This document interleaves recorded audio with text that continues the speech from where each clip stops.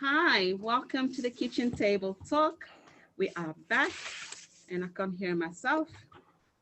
Let me fix it and see. Hi, Hi. hello out there. Good evening out there.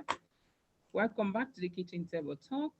And we are back in the same place, The same same time. time, Much same better. DNA. Yes, it is. The same DNA. And we are celebrating Women this month. Yeah.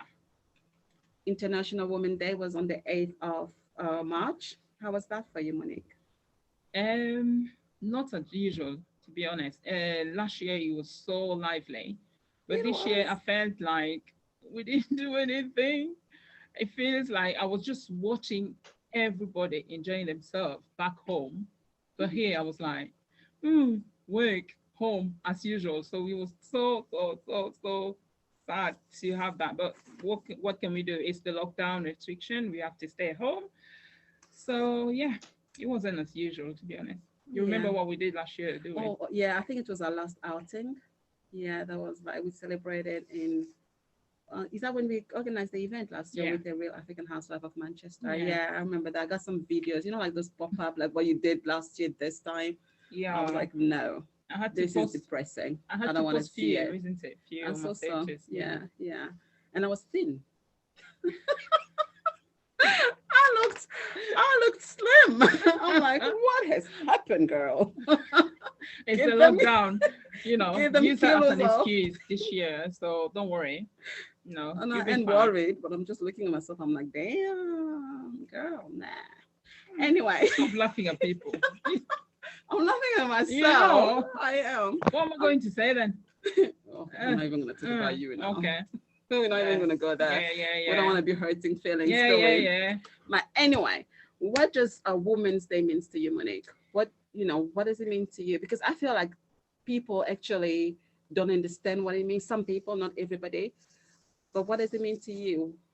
Well, it's a celebration, it's at the social, economic, cultural, and political achievement of women, Hmm. whilst also calling for equality, Hmm. really, for where men and women are treated the same. Hmm. So that's how I see it. It's not only going out there enjoying themselves, enjoying ourselves, and all that. It's we need to think of the other side of the I think outside the pot, the pot, so it's actually celebration of Equality. cultural equality. That's one. And I think the fact that we we celebrate it every year is something important, but we need to see the change, you know As well, yeah. yeah. So it's not just about celebrating, but we need to actually feel the change, Hmm. after the celebration every year. And it's good that every year we have different topic, different theme, Yeah. you know. Uh, Hopefully, things will change. Yeah. And the theme this year is choose to Choose your challenge. challenge, yeah. Yeah, that's a good one. Hmm. Yeah, that's a really good one. Did you watch the interview, Megan and Harry's interview? The topic of the The week. well, the topic of the Did you week. watch it? Yeah, I did. Did you? I watched the full topic. The full topic? Yeah, The full. the full interview. Sorry. Yeah, I watched the full interview, and I was at work at the same time, Right, right, yeah. so I Oh managed yeah, I to remember. watch a few. I did, yeah, but I couldn't finish because I had to go and pick up my goddaughter.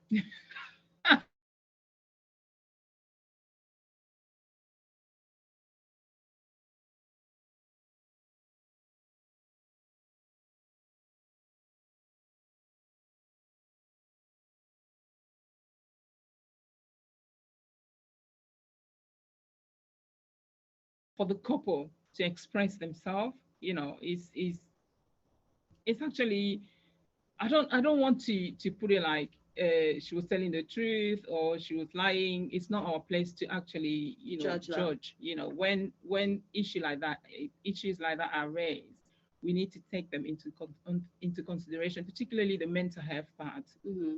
You know, And the racism part. and the racism part. Yeah. Yeah, So yeah. every part. They're not just every part needs to be taken into consideration. Yeah, But but I I think think I think they've done well though. They've done a remarkable thing in. escaping and saying no to racism and abuse. No one should accept living in an abusive environment, you know. So wherever you are, is not acceptable to, to live in an environment where you feel trapped, or that's some of it. What about you? I liked it. I thought it was interesting. I feel sorry for them. I just wish them well, really. We just want them to do well in their lives and in their family. I feel sorry for Harry. He lost his mom quite young, and I think he's being judged. Like when something happens to a couple, they always seem to judge the woman. Oh, it's because of the woman.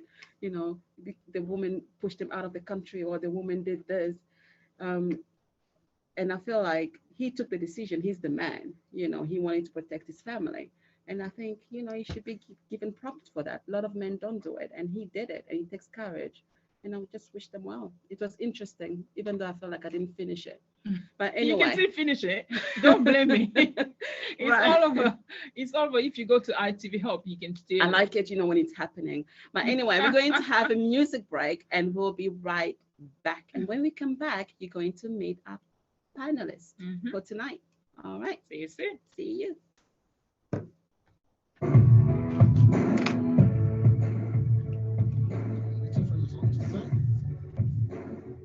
Beyonce.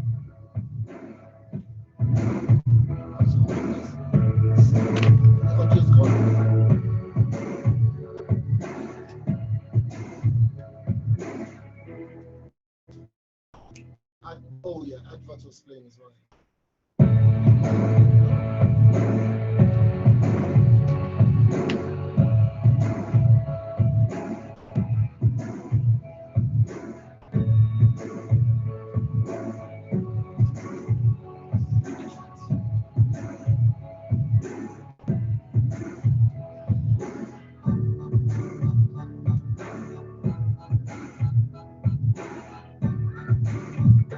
Welcome back to the kitchen table talk. That was Beyonce, and I'm a grown woman. Yes, all grown. Yeah. Two kids. Huh, we should have known. Anyway, welcome back. Now we're going to introduce our panelists. We have four lovely ladies tonight. We have Maloni. Hi, Maloni. Hi. You are muted. Hello, ladies. Hi. Nice to join you. Thank you for the invitation. You're welcome. Thank you for accepting. Right. And then, good evening, Shola. We have Shola. Hi, Shola. Hi, guys. Good to be here. Thank you. Thank you for joining us. And we have Liz. Hi, Liz. Hi again, ladies. Thanks ever so much for Welcome inviting me to come back and say hi, especially to help us celebrate International Women's Day and celebrate women this month. Yeah, happy Women's Day to all of you, and thank you for coming on board. All right, so the theme this year, as we said before, is choose to challenge. So ladies, what do you choose to challenge this month or the rest of the year? Any one? All right, I'll go first. My go first. choose to challenge, I suppose, is challenging my own beliefs and making sure that I'm still striving to improve. So it's really about challenging myself and also members of my team and my family, if they can improve and be the best they can be. Great. I would say for me, I'm choosing to challenge my own insecurities, the things that hold me back, the things that stop me believing in myself and thinking that I am enough, I'm good enough, and I can do things. So for me, it's about choosing to challenge my biggest critic, who's in here.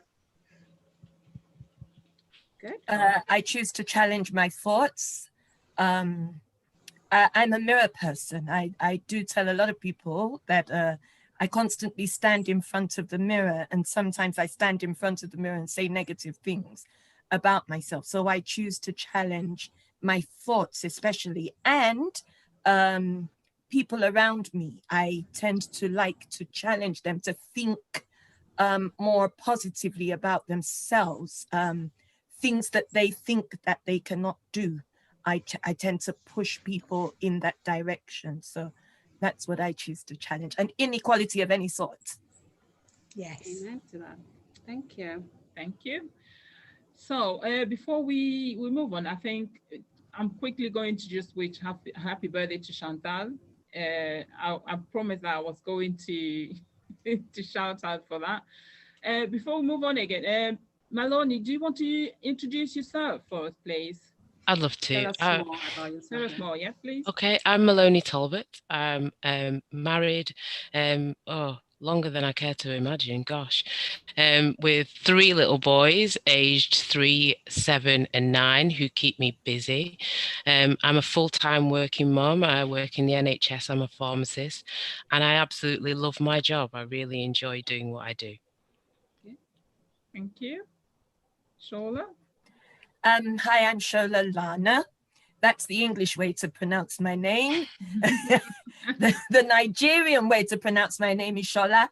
And I have run my own business called Next Gen International for 16 years, going on 17 now. And I run an organization that is a training and consultancy organization. We're registered here in the UK as a social enterprise and in Nigeria. I'm also a church pastor and a music minister. So I've got various things that I do. But I love everything that I do. And I'm a bit of an adventurer. I love traveling. So you can imagine how the last 12 months have been for me. I know. This is somebody who travels every Friday, and she's back here Sunday. She goes and she's up and down. I know that. Hi, Liz. Hi, Monique. Hi, Esther. So I'm Liz. I'm also a mum, a wife, a sister, a daughter, an aunt, and a friend. And I hope I'm a friend to my colleagues and to the team at work that I lead to. I work also for the NHS, and I have the great fortune of having worked with Maloni in a previous job. Yes. a long time ago, and I'm proud to say that we've stayed friends. Our little boys are about the same age, so we've been known to go for coffee and take on occasion, with little boys in tow. But I'm also immensely proud of dedicating my career to the NHS, to helping people both in work and outside of work, and that's what drives me on every day to try and do my best for others and for my own family. Oh wow, you all sound like busy. I don't know when you really sit down and watch TV. Do you even watch TV? Have you even got time to watch TV? Oh no.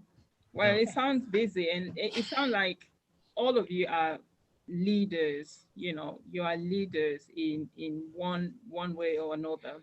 So our topic tonight really is women in leadership, and we're going to talk about, it's really like a conversation really, to talk about how challenging it is really to be a leader and have to work and have a family, and how you organize yourself. And we've got a few questions that Esther is going to ask the first. Okay. She caught me off guard here. No, really? Also, yeah, right. Our that's first what question. you do all the time. I do. Right. Our first question. I'll start with you, Liz. Okay. What do you think of representation? Do you think representation is important in today's world, and why? Oh goodness, representation of everybody.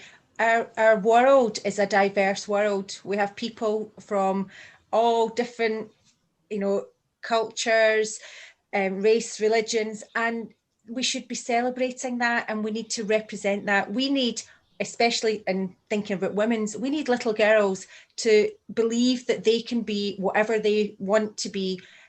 They don't have to follow any particular path. Then there shouldn't be any artificial restrictions. We can't all be astronauts. We can't all go to the moon, but we need children. I think for me, I want my daughter to believe that if she can do it, and the only, she shouldn't be held back. So representation, I think, means that our friends, our colleagues, our children can see a path. They can see she did it, they did it, and not be held back artificially. So for me, that's why representation, and we can apply that to so many different areas of life, but representation is just about making what is the norm, which is so many different people, represented at every level. Right. Thank you for that answer. And what about you, Maloney? What do you think of representation in today's world? Oh, Liz, I couldn't agree more. And also for me, especially in my career, if I didn't see those women doing the role I'm doing right now, I wouldn't have believed it was possible to do it, as well as being a mom, as well as having a husband, as well as trying to run a household. And they did it, and they showed that it was possible. So that's really what I think representation is for me, and why it's so important to make sure other people see that it can be done. Okay, thank you. Thank you. What about you, Shola? Do you want to add something to that? I like the term and the idea of representation, but I would rather love to see the change. And I've made a few parallels. I've drawn a few parallels between Boris Johnson's government, for instance, and Theresa May's government, and how they hounded her out within a few months, having not made half of the mistakes that Boris Johnson has made. I also, we're seated in the United Kingdom, where at least women have a kind of semblance of a chance of leadership, where we come from, that hardly exists at all. And so I would actually rather see the change than just have the day of the representation. It's kind of like giving you a token, like kind of, okay, it's Christmas, you can all come out with your toys now. And, after that, then you can all go back in. The pay gap between women and men in the workplace is still miles wide. Women still have it so tough and so hard in the workplace. I mean, at the time I left the council where I was working years ago, it wasn't a case of that I was discriminated against as a woman or whatever. It was just basically that I did not see a way through the glass ceiling, and I got tired of it. I am an adventurous person. I'm very assertive, and so I want a place where I can make the rules for me. And I didn't see that in the council, and I just thought to myself, "That's it. I'm not having any of this. I'm leaving." and so yeah, representation is fine, but it's just like what's happened with Meghan. She's now the devil in all of this. If it wasn't for her, Harry wouldn't have left the UK. If it wasn't for her, she was the one who was bullying the staff. She was the one who was, you understand, it's not on. And so for me, yeah, representation's fine, but I just see it as a kind of token. And I wish that there would rather be a change where, yes, there is a woman prime minister. She's Black and everybody is supporting her. Or there is a woman prime minister, like there was Mrs. May, who tried her hardest, but from day one, they were looking at what she was going to do wrong and so on and so forth until they pushed her out. And so I still see the society as male dominated, as very, patriarchal, and I'm still not liking it. And this is actually in an advanced country, not to talk about our developing countries where we're from. So I'm still looking for a change. Interesting. Yeah. You touched some interesting ground there. Yeah, do you want to go to the next one? You want to go on? Yeah. So yeah, you mentioned few things. When I introduced it, I was like, yeah, it is good to celebrate women. It is good to do that, but we want to see change. Yeah. And looking at the statistics, we are about we went from 15% to at least 25%, but we're not there yet. Hopefully, we are. We're moving towards the right direction. Before I go to the next question, Maloney, what's your feeling about the interview? I know it's the hot topic at the moment. I just want you to tell me how you feel about it, really. So I watched it last night. I watched the whole thing last night. Was it last night? Not last night, sorry. Was it the night Right. before? So Monday, she's Before? Monday.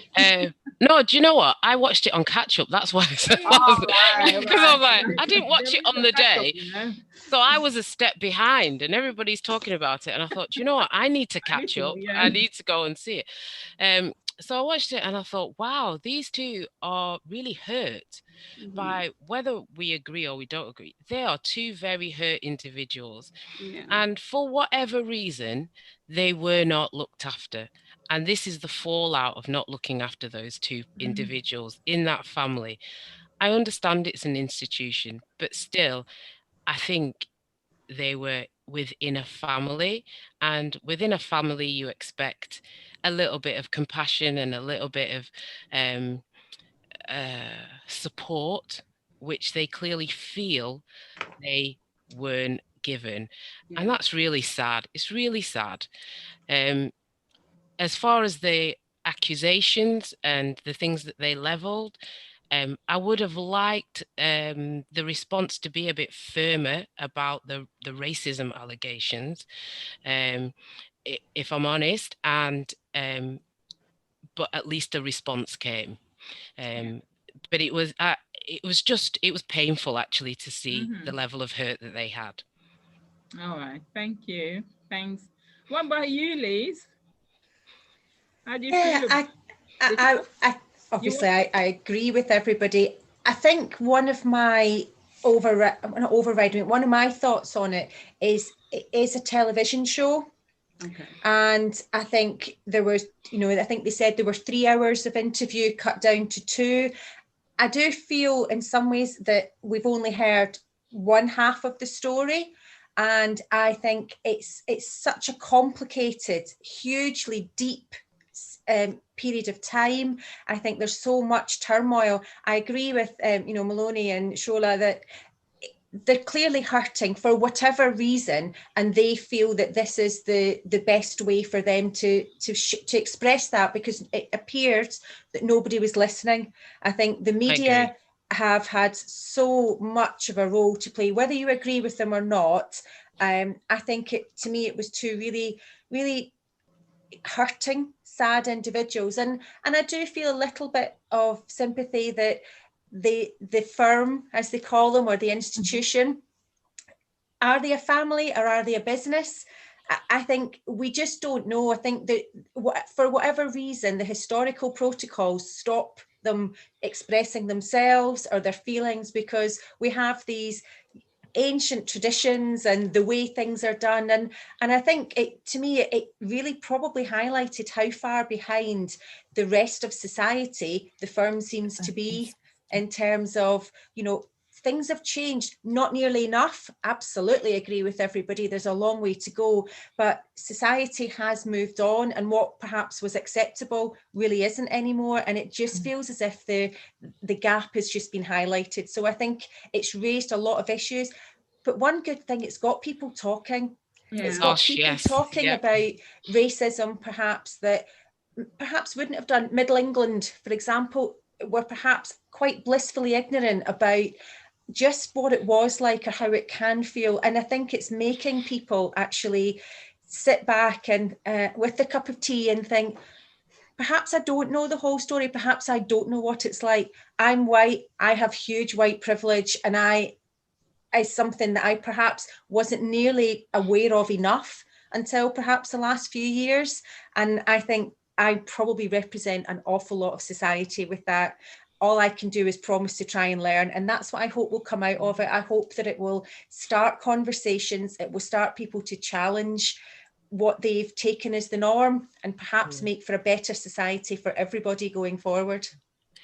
I agree. But even being part of a mixed race couple myself, some of the questions they were raising, I was like, of course, why? And it has caused a lot more conversation in our household, certainly, and with my friends and family, thinking, is that how you maneuver through your life and how you feel about having mixed race children? Were those conversations had about you? And I was like, well, no, it really wasn't. But people are unaware that there are concerns of what your children will look like. There are concerns of how you will raise mixed race children in a country that is predominantly white.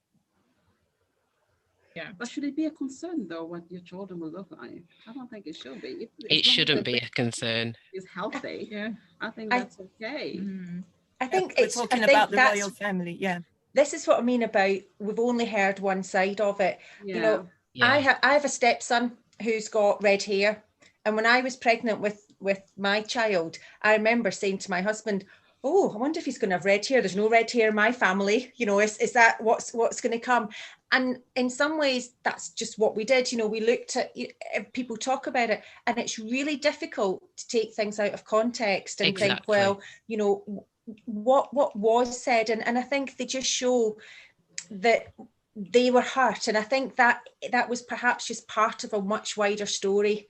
And I think, you know, talking about what my children were going to look like is what we did. It was the norm, but that's not on a background. It's absolutely normal. It's not on a background of hurt and pain, which I think this whole situation is just shows pain. And you know, I remember I've got people in my family that aren't all, you know, are of biracial or mixed race, and it was just normal to me growing up. You know, my cousins are half Chinese, and I didn't even occur to me that they were any different because they were my family. But our family was just a loving family, and that's what I think seems to perhaps have got and lost. I think that's in what the you things. said. Yeah.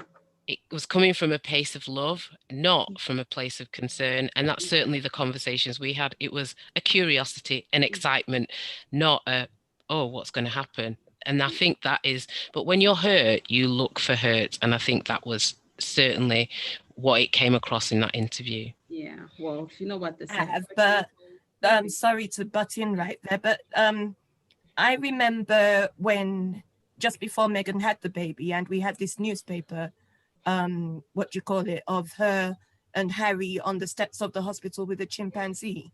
Did you not see that? You had a look on your face right there, you know, and yeah, I remember that. It's kind of like, so I think based on that background, they have every right to wonder why the appearance of the baby was of concern to the royal family. You know, it's if you should draw a parallel between William and Harry. William has the perfect wife who's been schooled in what it means to be a royal wife. Meghan, on the other hand, is from a family where you can see that there's a lot of dysfunction. Look at the argument leading up to the marriage, and her dad, leading up to the wedding rather, and her dad coming out and giving interviews, and her sisters calling her names and so on. You know, you can just imagine what is being said in the corridors of, you know, the palace. And so hearing something like that, even if it was pure concern or pure curiosity, would seem as if, absolutely, you know, this is because I'm a black woman, or this is because I'm a mixed race woman. Probably they're wondering whether my son's going to come out jet black, you know, and they're going to wonder how he's going to fit in with the royal family. You know? There's so much. None of these things are a single thing, are they? You can tell that this is just, it's one thing after another, and that's what gets understandably everybody down, no matter what you're talking about. Exactly. One single thing probably isn't a huge issue, but one thing after another, after another, after another, and with the media playing on things, and no matter, nobody can deny the harsh treatment these guys have got. And that, for me, this is what, whether she's as a woman or because of her colour, we all need to support. It's not just that it's, you know, one sector of society. We need to support each other, and until we can see and raise up and support each other and call out these negativity, these things that bring our friends, our families down, we have to stick together to do that. And it's only when the positive voices, for me, start drowning out the negative voices that we really will be making a difference. I agree. Yeah. All right. Thank you. Thank you for your thoughts or input about the thing. So let's go back. We slightly went off. We digress. Bring us back. Bring us under control. Challenges, Monique and Esther. Challenges. Yeah, that's it. Yeah. That's good. Okay. The next question we have tonight is what are the strategies that can help women achieve a more prominent role in the organization? What do you think? Anyone?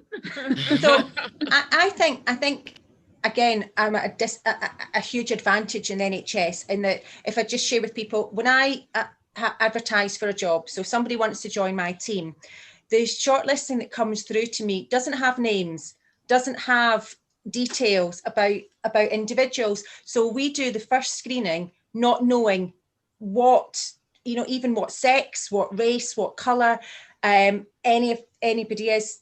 I'm not saying that doesn't then come into it at an interview stage, but at least that first part. And for us, again, in the NHS, people's job is based on a grading generally. So we don't have that pay issue that I think can come into other places. So again, I think we take that for granted. We don't realise just how big that is in other organisations. Yeah, that is so important, I think. And the conversation you were having about, or comment you had about being in the council and having that gender pay gap, it just doesn't exist. If you're on that grade in the NHS, everybody within that grade has got the same pay. Okay. That's really interesting to note. Well, I've never even thought of working in the NHS anyway. But yes, my daughter told me something this afternoon, or was it yesterday? She said that she went for a job interview. This was years ago before she got her current job. And she'd had 1 or 2 interviews on the phone. And so there was this final interview and she walked in. And when she got there, they actually blatantly said to her, "Oh, we didn't know you were black. This role is for a white person." What? Yes. I was 2021. I almost jumped out of my. It was so shocking, when she said it to me, and I said, "How long ago was this?" And I wanted to take it up, the militant mother, all that kind of stuff. But it was really shocking. And I said, and she said to me, she said, "Well, she just took her coat, picked up her bag, and walked out." I said, "Next time you don't walk out of places like that, we could have had some very good compensation for that." Oh my God. And challenge. Like, why do you think that is? Yeah, so would I correct? have, but she just walked away. But that just tells you what goes on. I remember years ago, I'm probably miles older than everybody that I've ever known. And I came into the UK with a background in broadcasting. And so obviously my first go-to place was Broadcasting House. And, I kept going and I kept applying for the jobs. And yes, they'll tell you equal opportunities and blah, blah, blah. We do not discriminate against anybody for this, that, or the other. I applied for every job going. I never got in the door. It wasn't until after a while, my friends who were working in the council then said to me, "Shola, they do not take people like you." Gosh. In the broadcast. Oh, no, they don't. I was just told point blank, forget this dream, you're not going to get in. Of course, things are much different now. But of course, as well, that is an industry where there's a lot of ageism. We could go and walk, we could talk in that line as well, and especially with regards to women. Again. And so obviously I gave up on that dream. And that is what I tend to want to encourage and motivate young women to do. Pursue it. Go for it. Keep going at it until you can get it. So and I think that's about those of us who are in a position, whoever you are, to affect change. It's about us making that change. It's about us at all levels, because the people coming through and applying for those jobs can't do this on their own. They need support from people who are at every level. And I think we talked before about our jobs. The other thing is about people being held back. Do people not feel that they can go for the promotions, not go for the high jobs? And that's when we said at the beginning about the representation. And I think that's up to us to whatever level you're at, and you get leaders, you talk about leadership, leaders are at all levels. I'm not a senior leader in our organisation, but the team that I do lead, it's about me making sure that those opportunities are there for everybody, and me calling it out if I see people that aren't getting anywhere. Yeah. But also, I think it's about women, they are competent, but not necessarily confident. Yeah. So they will be doing it and smashing it, but then not think, oh, that's me. They don't own their successes. They don't. It's just my job. You know, the number of times I hear that, well, it's just what I do. And I'm like, but not everybody else is doing that. Do you think, Maloni, women feel that they have to be not just good enough, not just the same as everybody, they've got to be better. And so ourselves, we feel we've got to be better, particularly than men sometimes, but also some women can be really critical of other women. And sometimes we pull each other up, but often we pull each other down as well. And, you know, we have this thing of she's overconfident, you know, or we say to little girls, well, aren't you a bossy little madam, when they show a bit of confidence. And we don't see that as, wow, aren't you a future leader? Haven't you got, you know, got great skills? And so until we stop pulling each other down and supporting each other and believing in ourselves, we've got to believe before we can achieve. There's a phrase for you. You need that on a t-shirt. You need that on a t-shirt. There is I work for the NHS. There is one of my colleagues, he usually come to me and say, okay, there is a job there. They advertise for one job, they advertise for this job. But you know what? I'm not even going to bother because they already know who they're going to give the job to before they even advertise for it. So is that something that's happening, or it's just in her head, or what? So for me, I suppose I'm in quite a niche area, and I just simply do not know who's going to apply. You don't know where they're going to come from. You don't know the skill set. And I'm always surprised. If somebody comes to talk to me about a role, you can feel people out, you can understand what their motivations are. But generally, I like to think that everybody has the opportunity to get a job I'm advertising. I would never say that there's a name on a role. Yeah, you know, Liz, you mentioned something about names, you know, when you receive the form from, you know, candidate. I think we usually have this conversation because sometimes we go for hundred of interviews, and we always feel like we need to change our names because as soon as they see like Malala, oh my God, and you know, they will not even shortlist you. But it's quite interesting, you know, that you mentioned you don't even know if you don't even know the name of the person, you don't even know if they're female or male. That kind of like,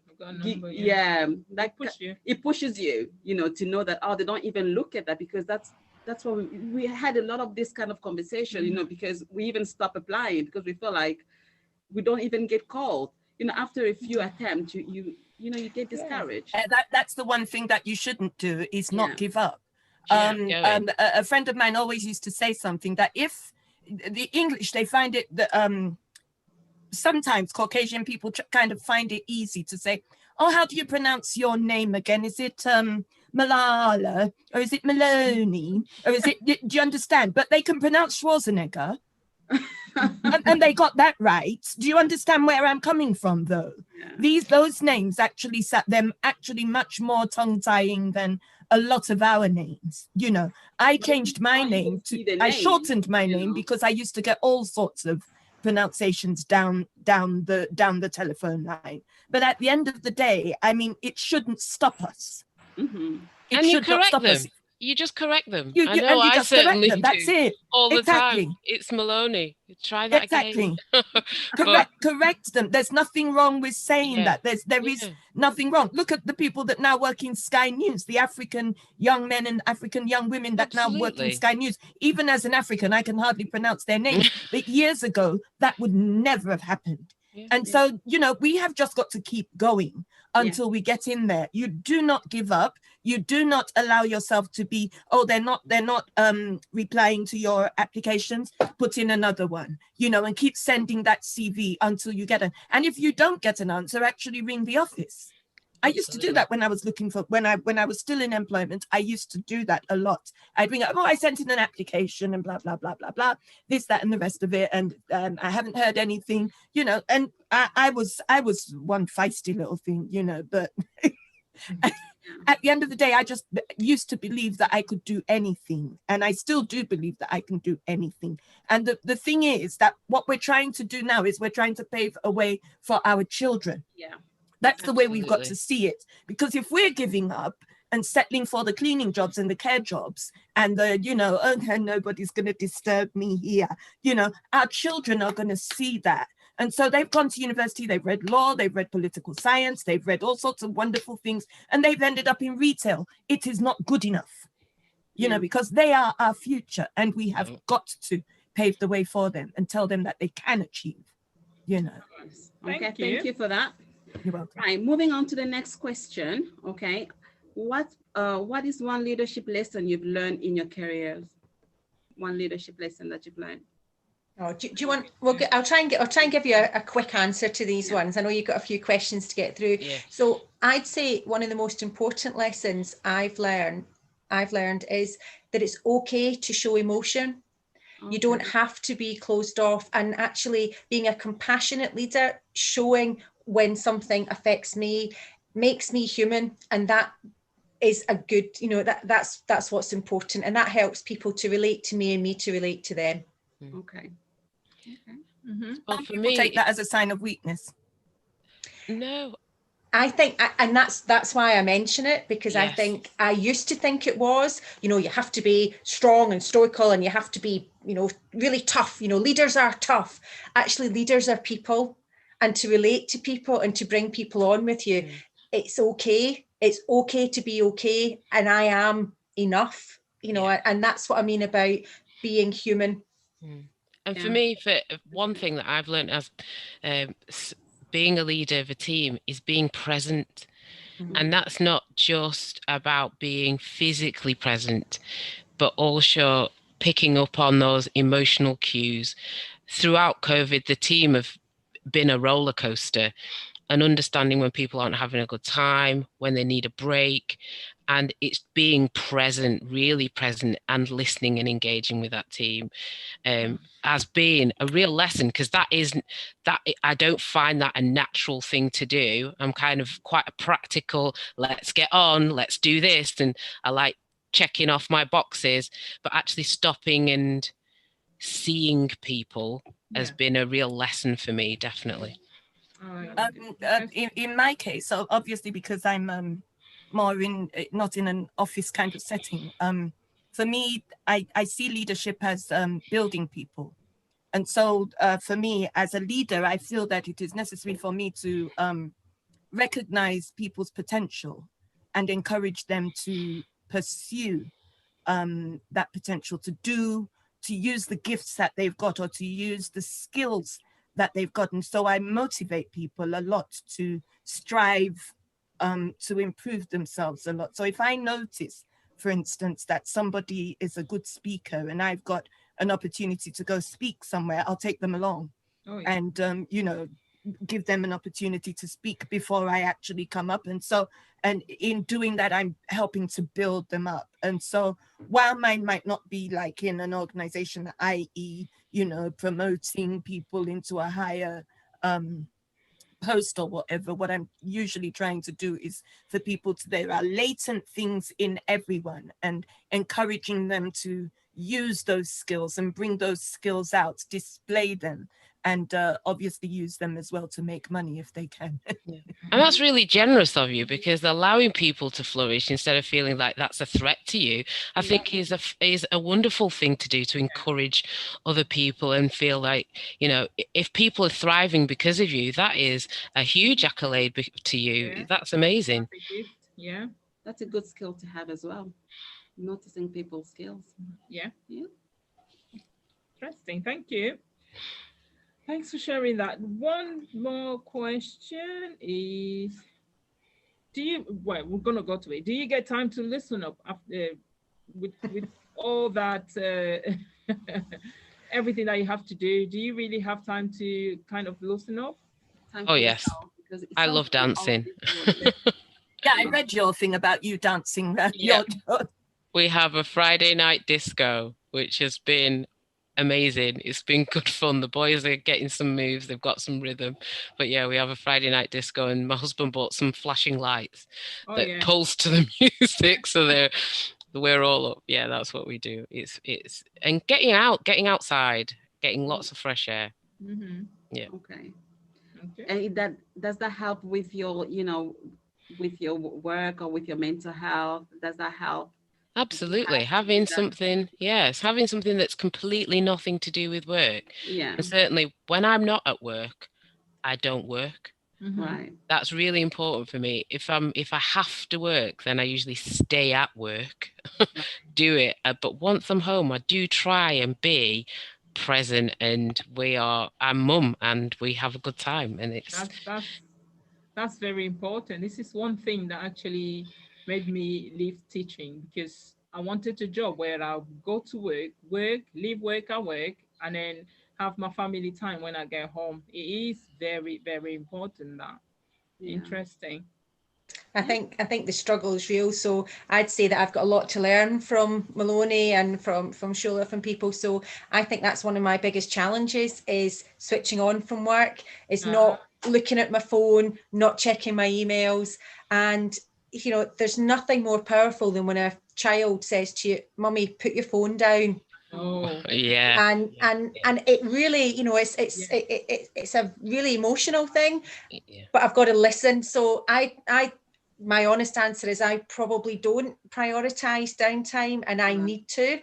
It's something that I need to do. We are having a kitchen disco on Friday night. I am going to take that and I'm going to run with it, with the kitchen disco.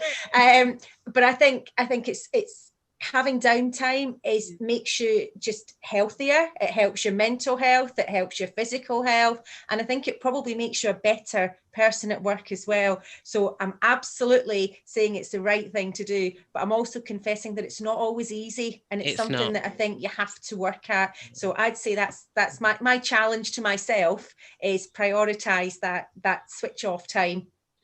Right. I'm a very different kind of person.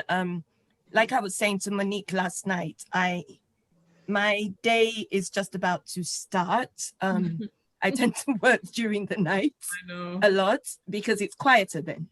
And I work from home. So even though even before the lockdown, most of my work is done in the bedroom or from the dining table when it's warmer. And so I'm working, and when I get tired, I shut down the laptop and watch a film. It doesn't, I'm a very, what do you call it? I'm not laid back, but then I know when it's time not to do something. Right. So, for instance, a lot of my work means I've got to think up projects and stuff for people and write down the project idea and cost it and do that kind of stuff. If my head's saturated and I can't think, I close the laptop and that's it, And that's really for me, good. I've got my music, recognizing when it's I've got my work, I've got my walking, I've got my there's all sorts of different things that I do. So yes, I do have I do loosen up quite a bit. Funnily enough, I do not have a television, so I still haven't watched the interview. I've watched snippets and contributed to chats and things like that on Twitter, but television is not a favorite thing. But I must admit, one thing I'm missing is meeting up with my pals in real life. Yeah, having a good old giggle. I'm missing my travel. Yeah, definitely. Having a good old giggle. I think we're quite good with balancing that, aren't we? We know when to stop. Well, I think I am.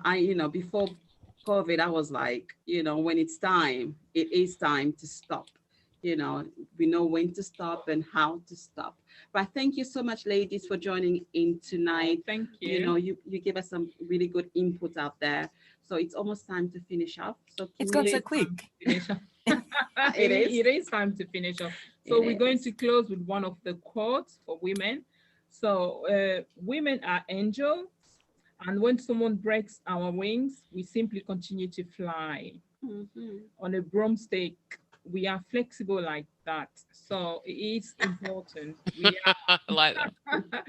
All right. Thank you very much. Thank you. Thank you. We'll be back next week. Okay. Have a great week. We Have a out. great week. Bye. Have a great week. God bless. Thank you. Bye.